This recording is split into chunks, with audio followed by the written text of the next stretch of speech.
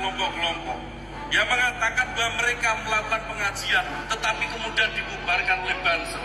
Katakan kepada mereka, tidak ada pengajian yang dibubarkan oleh Banser, tetapi Banser menolak mereka yang menggunakan pengajian sebagai alat untuk memecah belah umat Islam yang ada di Indonesia.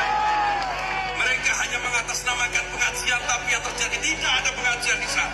Yang ada hanya orasi-orasi, yang ada hanya upaya-upaya memecah belah negara kesatuan Republik Indonesia.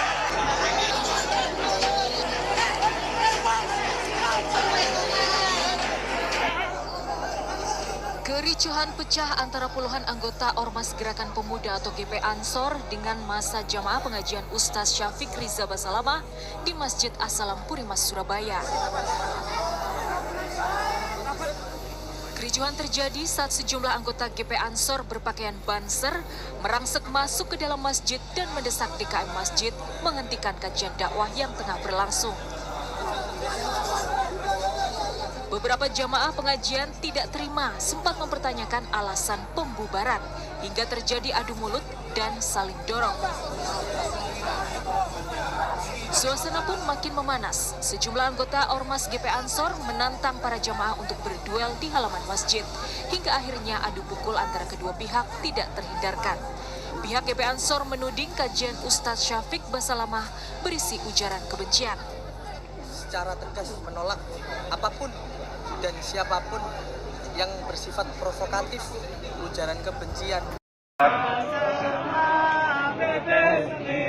Saya mohon kedepannya semua tidak ada berubah.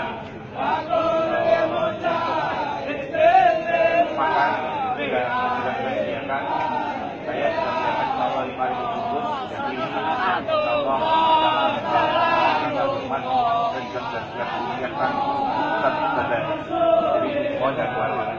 Kepada Ustaz Irfan, mohon kita ke depan.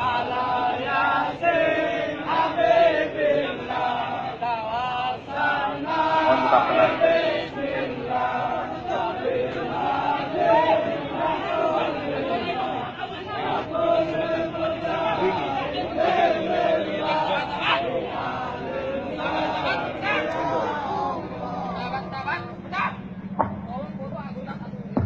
Jadi sambil menunggu Ustaz, sekali lagi yang ada di luar. Menyimak video itu dari beberapa hari lalu, memang beliau menginginkan seperti itu ya. Jadi istilahkan itu jalan damai, damai Indonesiaku lah.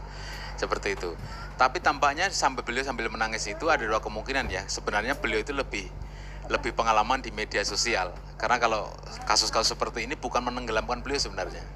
Justru mengangkat derajat beliau itu. Karena semua orang ingin mencari, ingin mengundang.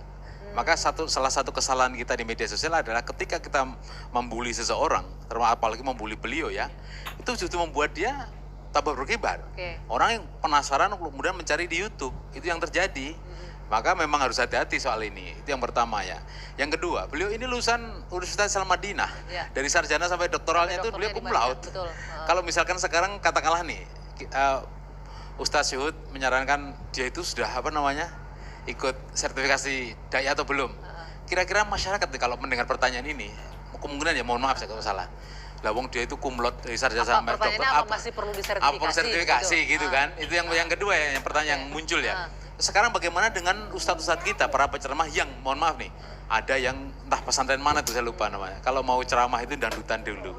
Ada yang kalau mau ceramah itu dengan joget-joget ustadz apa itu? Ada ya begitu ya? Ada.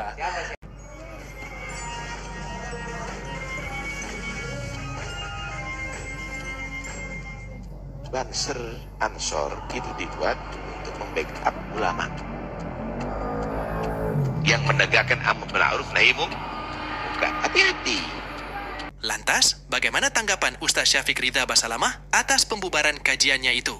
Apakah ia marah atau kecewa?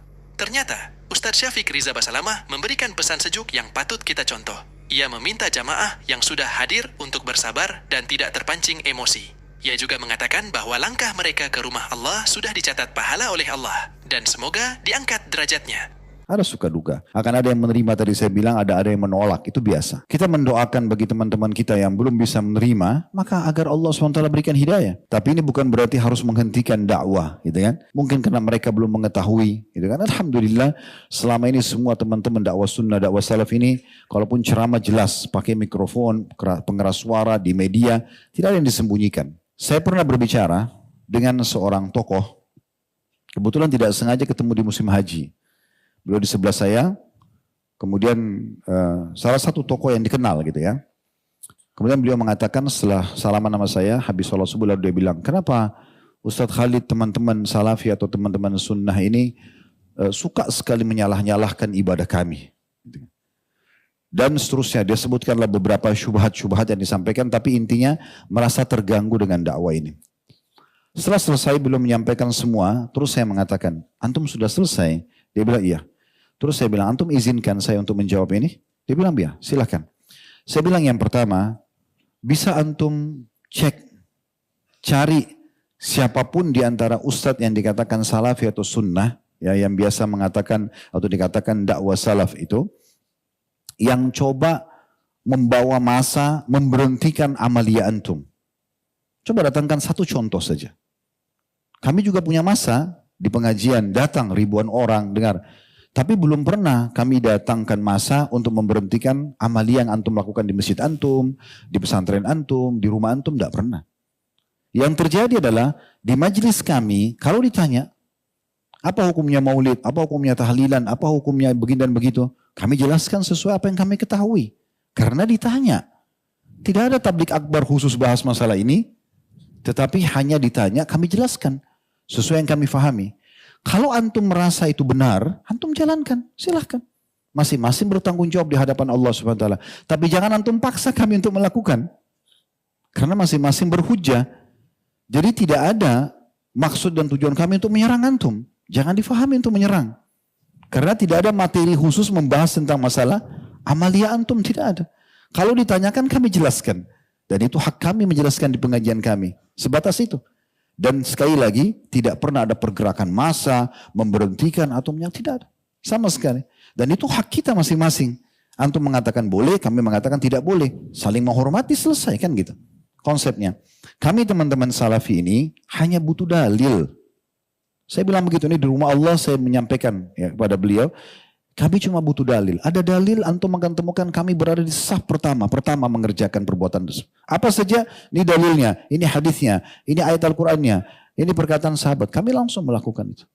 Insya Allah kami yang pertama melakukannya. Tapi kalau tidak ada dalil, antum akan temukan kami paling jauh. Sebatas itu. Terus dia balik tanya kepada saya, oh berarti teman-teman salafi cuma butuh dalil. Saya bilang iya, hanya itu saja. Oh kalau gitu nanti saya akan sebarkan. Fadhal, silahkan. Tidak ada yang tertutup kok, kan gitu.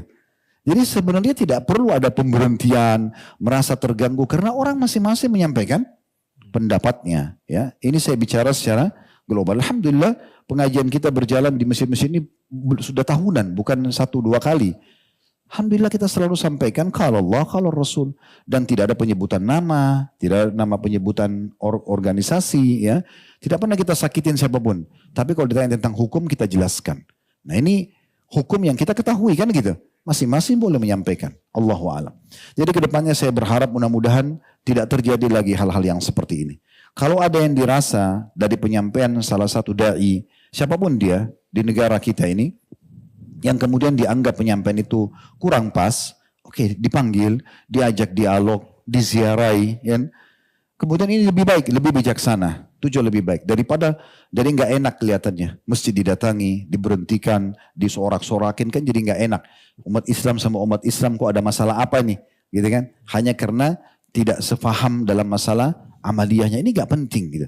Apalagi sama-sama ahli sunnah, itu sama sekali tidak diharapkan tentunya. Saya ingatkan kepada para dai dan ustadz yang masih membenci dakwah yang mulia ini, yang memfitnah, menuduh dengan tuduhan yang kejam, membohongi umat dengan cerita-cerita dan kisah-kisah yang bohong dan dibuat-buat. Hendaklah kalian merasa takut kepada Allah.